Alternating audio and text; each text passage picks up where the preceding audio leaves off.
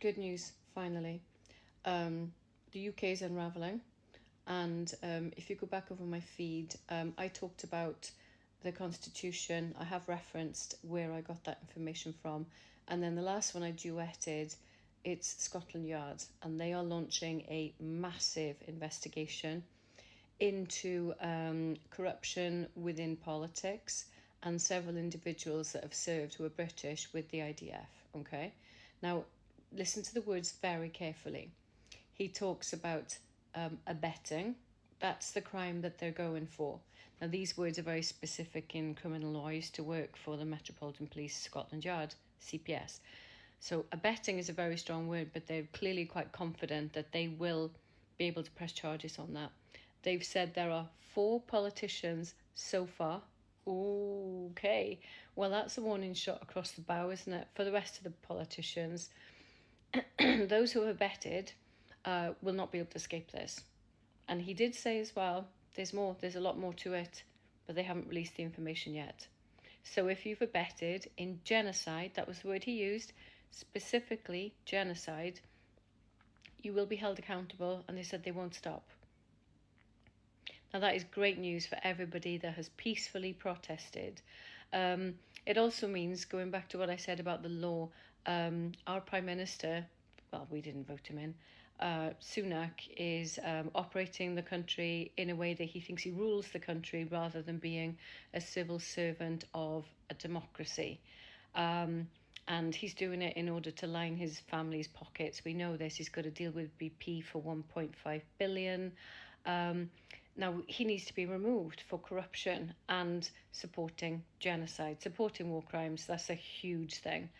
Now, the point we're at to now, right, get the words right, is that MPs now have a choice to either sit back and let the corruption take place, in which point they're complicit in law, or like our lovely Claire Daly and Zara Sultana, people are speaking up and saying, no, this cannot be happening. They've spoken up from early on.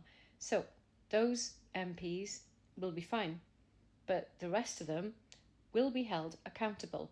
We are a democracy. We are the UK. We are Great Britain. We do not run under a dictatorship. Our police are not used as militia. Rishi Sunak, you should be ashamed of yourself. You will very soon be held accountable. And the police have decided. You tried to use the police as militia, as renegades against us. The police have decided, no, they have the power. And they have the power, you swore an oath to the Queen, all of you. Rest her soul. And now the King. You must stamp out corruption. And that's what the Met are doing. So this is the beginning of what we all knew would happen, them being held accountable. Now, we've got the Good Law Group, for example, doing work at the moment exposing the PPE scams going on. You'll all be held accountable. Did you really think you were going to be able to run a country by running us all into the ground whilst you all just patted each other on the back and got extremely rich and didn't mind genocide? Really? No. The police already know who the suspects are. So this is a warning to MPs that stand on the fence. They'll find you. If you've sat there and gone, I can't be bothered, you don't represent us, you don't represent your constituency, because nobody wants genocide. Nobody wants any killing of any kind. I'm not taking a side here, but no more killing. We need treaties. We need to sit round the table. Qatar, thank you, has tried to broker a deal for hostage exchange. Fucking Yahoo won't have it.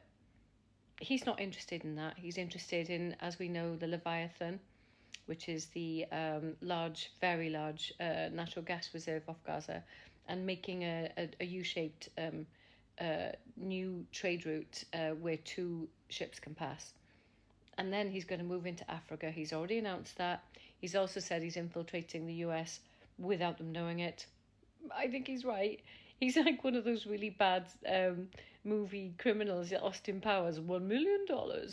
He can't seem to shut his mouth. He tells everybody what his plan is. And in the meantime, he's all, we are morally great and we love children. No, you're completely insane. I have never known a person more insane. And I worked at Broadmoor, the prison for the criminally insane, which is now called the psychiatric hospital. I must add that in there. Nobody's more, in my lifetime, I've never known anyone as insane. Have you seen his gaslighting? It's quite the opposite of what he thinks life is. But as much as Sunak will now be held accountable and all his minions, people in Israel are calling now. In Tel Aviv, they've marched. They're calling for Netanyahu to stand down because he's not dealing with getting the Israeli people back, the hostages back. So, watch this space. It's about to get interesting. There are going to be many MPs held accountable. And so it should be. And we're looking forward to scraping up what we're left with and the poor people of Gaza. And it's the next chapter then. It's the Great Reset, basically. We will get there. None of us will ever forget this. But that is good news. Thank you to Scotland Yard.